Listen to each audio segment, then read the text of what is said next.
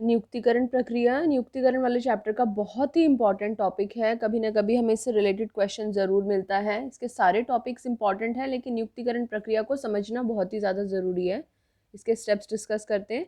सबसे पहले नियुक्तिकरण प्रक्रिया में स्टाफिंग प्रोसेस में मानव शक्ति का आकलन। आकलन मतलब एस्टिमेट करना, पता लगाना। किस चीज़ का पता लगाना? कि कितना कार्यबल हमारे पास मौजूद है और हमें कितने कार्यबल की आवश्यकता है। मौजूद है होने का मतलब फॉर एग्जांपल संगठन में 10 लोग हैं हमारे पास में, और आवश्यकता होने का मतलब है अगर हमारे पास में संगठन में 12 लोगों की आवश्यकता है।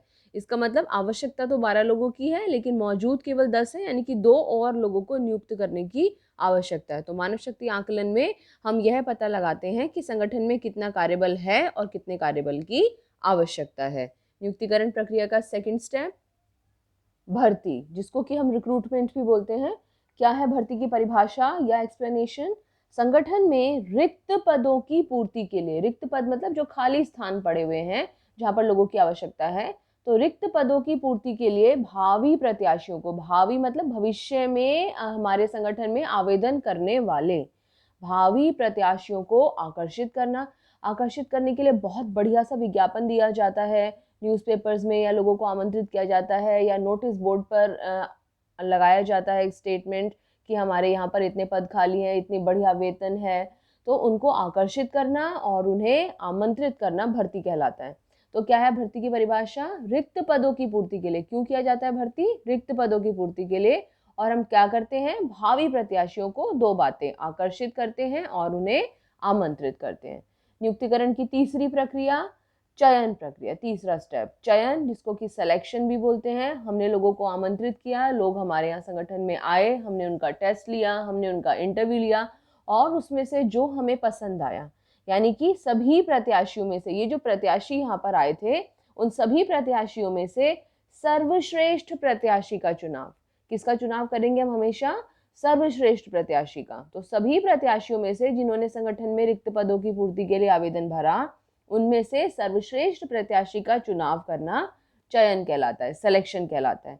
तो नियुक्तिकरण प्रक्रिया के 3 स्टेप्स करे हमने। सबसे पहला मानव शक्ति का आकलन करना, पहले तो पता लगाना कितने पद खाली हैं, फिर लोगों को आमंत्रित करना और आकर्षित करना, फिर अगर लोग आमंत्रित हो गए, आकर्षित हो गए, तो क्या करना है हमें? उनको उसमें से सर्वश्रेष्ठ प्रत्याशी का चुनाव करना। चौथा स्टेप अनुस्थापन और अभिविन्यास, बहुत ही इंपॉर्टेंट है। प्रशिक्षण की विधियां जब हम डिस्कस करते हैं वहां पर भी अनुस्थापन और अभिविन्यास हमारे काम आता है। तो ध्यान से सुनना, ध्यान से समझना। अनुस्थापन को इंडक्शन बोलते हैं, अभिविन्यास को ओरिएंटेशन बोलते हैं। सबसे पहले अनुस्थापन समझते हैं क्या होता है। अनुस्थापन, स्थापन मतलब स्थापित करना। कहाँ स्थापित करना?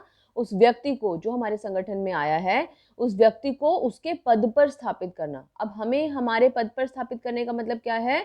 हमें उस पद से जुड़े हुए क्या अधिकार हैं हमारे, क्या हमारे उत्तरदायित्व हैं, उनके बारे में बताना।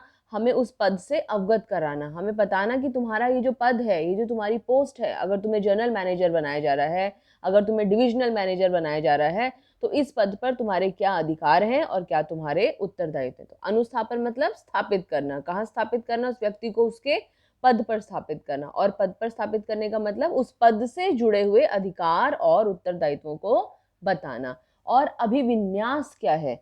यहाँ पर तो पद की बात की जा रही है, विन्यास में सराउंडिंग्स की बात की जाती है। सराउंडिंग्स का मतलब कार्य वातावरण से अवगत कराना, उस कर्मचारी को, उस व्यक्ति को संगठन के कार्य वातावरण से अवगत कराना। अब कार्य वातावरण में कौन कौन लोग आते हैं?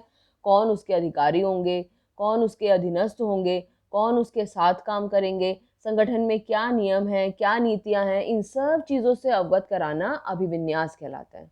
तो पद से अवगत कराना अनुस्थापन, यानी कि अधिकार और उत्तरदायित्व से अवगत कराना, और कार्य वातावरण से, उसके अपने बॉस से, सबॉर्डिनेट से, साथ में काम करने वालों से, संगठन की नीतियों और नियमों से अवगत कराना, ये कहलाता है अभिविन्यास। बहुत इंपॉर्टेंट है और बहुत बार हमें समझ नहीं आ रहा होता है, तो ध्यान से सुनना है, समझना है, ठीक है। तो नियुक्तिकरण प्रक्रिया के 4 स्टेप्स पढ़े हमने। सबसे पहला मानव शक्ति का आकलन करना, पता लगा लिया कितने लोग हैं। उसके बाद में आमंत्रित करना, क्या कहलाता है? भर्ती। फिर उसके बाद में आमंत्रित भी हो गई जी, क्या करेंगे हम? उसमें से सर्वश्रेष्ठ प्रत्याशी का चुनाव करेंगे, क्या कहलाता है वो? चयन। अब वो संगठन में आ गया, अब क्या करोगे? उसको उसके पद से अवगत कराओगे, अनुस्थापन। कार्य वातावरण से अवगत कराओगे तो अभिविन्यास। 4 स्टेप्स क्लियर। 5वें पर चलते हैं। नियुक्तिकरण प्रक्रिया का 5वां स्टेप प्रशिक्षण तथा विकास। प्रशिक्षण को बोलते हैं ट्रेनिंग, विकास को बोलते हैं development. Now what is training, what is development? किसी विशेष कार्य को करने के लिए, अब देखो प्रशिक्षण और विकास को भी आगे दोबारा भी हम एक्सप्लेन करेंगे। किसी विशेष कार्य को करने के लिए कोई खास काम उसको सिखाना है, व्यक्ति के ज्ञान और कौशल में वृद्धि। जो सीबीएसई का सैम्पल पेपर और प्रैक्टिस पेपर डिस्कस किया है उसमें भी प्रशिक्षण से रिलेटेड क्वेश्चन आया हुआ है और वो आपको एक्सप्लेन करने के लिए बोल रहा है उसमें कि पहचानिए कि यहाँ पर प्रबंध की कौन सी अवधारणा के बारे में बात की जा रही है, नियुक्तिकरण के कौन से पहलू के बारे में बात की जा रही है, तो वहाँ पर हमें प्रशिक्षण के बारे में बताना है। तो वो सैम्पल पेपर भी नीचे डिस्क्रिप्शन बॉक्स में है, अगर अभी तक नहीं देखा है तो दोबारा से उस क्वेश्चन को देख सकते हो। किसी विशेष कार्य को करने के लिए व्यक्ति के ज्ञान और कौशल में वृद्धि प्रशिक्षण कहलाता है। और विकास क्या होता है? प्रशिक्षण में क्या है, किसी खास काम की तरफ हमारा ध्यान है, लेकिन विकास में क्या है, व्यक्ति की पूर्ण रूपेण अभिवृद्धि। बहुत इंपॉर्टेंट फ्रेज है, यही हमें लिखना है। अभिवृद्धि के अलावा जी कोई और वर्ड हो सकता है? जी बिल्कुल नहीं हो सकता है। क्यों? क्योंकि जब हम किसी चीज़ की परिभाषा लिखें, जैसे अगर हम विकास की परिभाषा लिख रहे हैं तो विकास की परिभाषा में विकास शब्द नहीं हम इस्तेमाल करेंगे। तो व्यक्ति की पूर्ण रूपेण अभिवृद्धि विकास कहलाती है, ऑल अराउंड डेवलपमेंट, चहुत और विकास। ठीक है, तो प्रशिक्षण विशेष कार्य को करने के लिए ज्ञान और कौशल में वृद्धि, विकास पूर्ण रूपेण अभिवृद्धि। इनके बारे में और एक्सप्लेनेशन जब हम प्रशिक्षण और विकास डिस्कस करेंगे तब बात करेंगे। 6ठा प्रक्रिया का स्टेप निष्पादन मूल्यांकन। निष्पादन का मूल्यांकन, परफॉर्मेंस अप्रेजल, मेरी परफॉर्मेंस कैसी है, कर्मचारी ने संगठन में कैसा निष्पादन किया है, कैसा काम किया है, अच्छा किया है या और अच्छा करने की आवश्यकता है या बहुत बुरा करा है, उसको इवैल्यूएट करना। तो निष्पादन मूल्यांकन से मतलब क्या है? तो निष्पादन मूल्यांकन से यह पता चलता है कि कर्मचारी अपने पदों की मांगों को पूरा करने में कितना सफल रहा है। जिस चीज़ के लिए उसको नियुक्त किया गया था, क्या वो उस काम को सही तरीके से कर पा रहा है या नहीं कर पा रहा। तो निष्पादन मूल्यांकन से क्या पता चलता है कि कर्मचारी अपने पदों की मांग को पूरा करने में कितना सफल रहा है। और क्यों ज़रूरी होता है निष्पादन मूल्यांकन? हम देखते हैं नहीं अच्छे से काम नहीं करना है, तो और अच्छे से काम करना कराने के लिए क्या करेंगे, हम उसको प्रशिक्षित कर सकते हैं। बहुत बढ़िया काम कर रहा है, ओह वेरी गुड, तो इसको हायर पोस्ट पे भेजा जा सकता है और इसके वेतन में भी वृद्धि की जा सकती है। तो निष्पादन मूल्यांकन का इस्तेमाल हम कहाँ कहाँ कर सकते हैं? प्रशिक्षण के लिए, पदोन्नति के लिए और उसके पारिश्रमिक को निर्धारित करने के लिए। क्लियर है निष्पादन मूल्यांकन? क्योंकि निष्पादन मूल्यांकन हम आगे दोबारा डिस्कस नहीं करेंगे।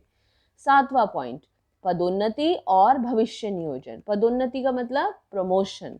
प्रमोशन क्यों? अगर कोई कर्मचारी समर्थ है, हमें निष्पादन मूल्यांकन से पता चला कि बहुत बढ़िया काम करता है, तो हम उसे संगठन में हायर पोस्ट पर, ऊंचे पद पर भेज सकते हैं। और भविष्य नियोजन का मतलब क्या है?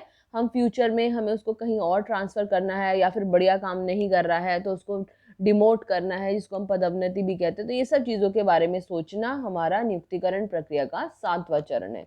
7 स्टेप्स डिस्कस करें। 8वां और last point, very important point, जिस चीज़ के लिए कोई भी व्यक्ति किसी संगठन में काम करता है वो होता है पारिश्रमिक या फिर रेम्युनरेशन। अब पारिश्रमिक की परिभाषा क्या है? कर्मचारियों की सेवाओं के बदले नियोक्ता द्वारा, नियोक्ता मतलब जिसने हमें अपॉइंट किया है, जो हमारा मालिक है, नियोक्ता द्वारा दिया जाने वाला भुगतान, जमा प्रलोभन तथा सुविधाएं। ये तीनों चीज़ें मिलाकर, भुगतान, प्रलोभन और सुविधाएं, इन सब चीज़ों को मिलाकर जो है वो हमारा क्या कहलाता है? पारिश्रमिक या रेम्युनरेशन। अच्छा, हमारा पारिश्रमिक कैसा होना चाहिए? उचित होना चाहिए। उचित का मतलब जो हमारी कमाने की सामर्थ्य है या कानूनी रूप से जितना मिलना चाहिए वो होना चाहिए और अभिप्रेरक होना चाहिए, मोटिवेटिंग होना चाहिए, लगे कि हाँ हमें संगठन के लिए कुछ करना है क्योंकि हमें इतना वेतन मिल रहा है। तो या और जो व्यक्ति का योगदान है उसके बराबर होना चाहिए, जितना वो कंट्रीब्यूट कर रहा है ऑर्गेनाइजेशन में, संगठन में जितना कंट्रीब्यूट कर रहा है उसके अनुसार उस व्यक्ति का पारिश्रमिक ज़रूर होना चाहिए। तो हमने क्या कहा, पारिश्रमिक में क्या क्या चीज़ें सम्मिलित हैं? भुगतान, प्रलोभन और सुविधाएं। भुगतान मतलब जैसे कि वेतन, प्रलोभन का मतलब हमने बोनस दे दिया, कमीशन दे दी उसको, 100 रुपये की सेल होगी तो 2 रुपये की कमीशन तुम्हारी है, प्रॉफिट में हिस्सा दे दिया, 5% प्रॉफिट में हिस्सा है, तो ये सब क्या है? प्रलोभन है। और सुविधाएं क्या दे सकते हैं हम उसको? घर की सुविधा दे सकते हैं, गाड़ी की सुविधा दे सकते हैं, मेडिकल फैसिलिटीज़ दे सकते हैं। तो ये सब चीज़ें हमारी पारिश्रमिक या रेम्युनरेशन के एक्सप्लेनेशन में आती हैं। तो नियुक्तिकरण प्रक्रिया के कितने स्टेप्स पढ़े हैं हमने? 8। कौन कौन से? फटाफट रिवाइज करते हैं। मानव शक्ति का आकलन, नंबर 2, भर्ती, चयन, अनुस्थापन तथा अभिविन्यास, प्रशिक्षण तथा विकास, निष्पादन मूल्यांकन, पदोन्नति एवं भविष्य नियोजन, एंड लास्ट टॉपिक पारिश्रमिक। सारे पॉइंट्स को देखो, आपको कितने पॉइंट्स याद हो गए हैं। हमेशा आखिरी टास्क हमारा वीडियो के एंड में, वीडियो को पॉज करो, पॉइंट्स को नोट डाउन करो हमेशा रफ कॉपी में, रजिस्टर में, और देखो कितने पॉइंट्स याद हो गए हैं, और कमेंट बॉक्स में बताओ कि आपको इतने पॉइंट्स याद हो गए हैं वीडियो देखते ही। Thank you. अगली वीडियो में भर्ती का अर्थ, भर्ती की प्रक्रिया और भर्ती के विभिन्न स्रोतों के बारे में डिस्कस करेंगे। Thank you.